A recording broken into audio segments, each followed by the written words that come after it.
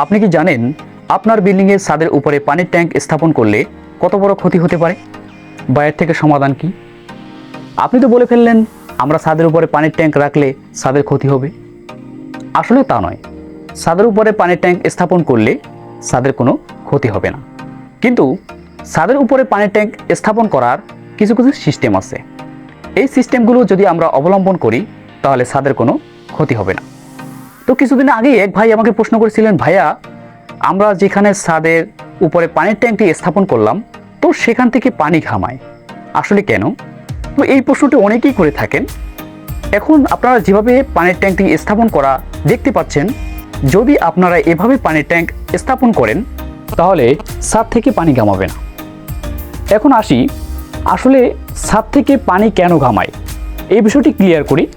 তো এটি হয়ে থাকে গ্রামাঞ্চলের চারপাশে থাকে সবুজের সমারোহ, সেখান থেকে পাতা এসে এই বিল্ডিংয়ের ছাদে পড়ে, এবং আমরা যদি পানির ট্যাঙ্কটি অবশ্যই ছাদে সরাসরি স্থাপন করি তো সেখানে ময়লাগুলো জমা হয়, এবং জমা হওয়ার পরে সেখানে বিভিন্ন ধরনের ঘাস জমা হয়, এবং সেই ঘাসের শিকড় দ্বারা এই ছাদের টেম্পারেচার কমে যায়।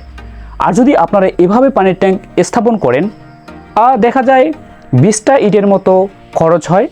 এই 20টা ইট আপনারা এখানে স্থাপন করে উপরে হালকা ঢালাই মিক্সচার করে চারপাশে ঢালাই দিয়ে দেবেন, এরপরে পানির ট্যাঙ্কটি স্থাপন করবেন।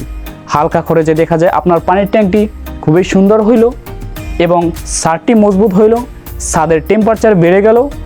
তো আপনি দেখতে পাচ্ছেন আপনার অল্প খরচে কিন্তু বিল্ডিংটি হাই হয়ে গেল।